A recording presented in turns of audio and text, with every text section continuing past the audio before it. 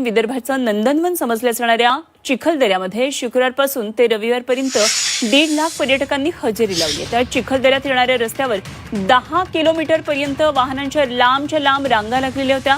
प्रशासनाचं नियोजन कोलमडलेलं आहे। अनेक पर्यटक मधातून परतल्याचं सुद्धा दिसून येत आहे। तर गेल्या काही दिवसांपासून चिखलदऱ्यामध्ये मोठ्या प्रमाणात पाऊस पडला आणि चिखलदऱ्याचं निसर्ग सौंदर्य मोठ्या प्रमाणात फुललेलं सुद्धा आहे। त्यामुळे संपूर्ण चिखलदऱ्यात आल्हाददायक असं वातावरण निर्माण झालंय आणि याच वातावरणाचा अनुभव घेण्यासाठी मोठ्या संख्येने पर्यटक या ठिकाणी आलेले होते। मात्र पर्यटकांना अशा प्रकारे वाहतूक कोंडीत थांबावं लागलं। जवळपास 10 किलोमीटरपेक्षा जास्त या रांगा लागल्याच्या वाहनांच्या दिसून येत आहेत आणि दुतर्फा रांगा आहेत।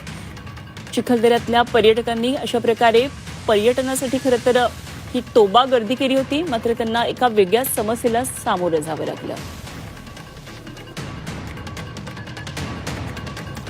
तर ड्रोनने टिपलेली दृश्य आपण पाहतोय। 10 किलोमीटरहून अधिक खरं तर या रांगा लागलेल्या आहेत आणि चिखलदऱ्यामध्ये पर्यटकांनी अशा प्रकारे ही तोबा गर्दी केलेली पाहायला मिळते।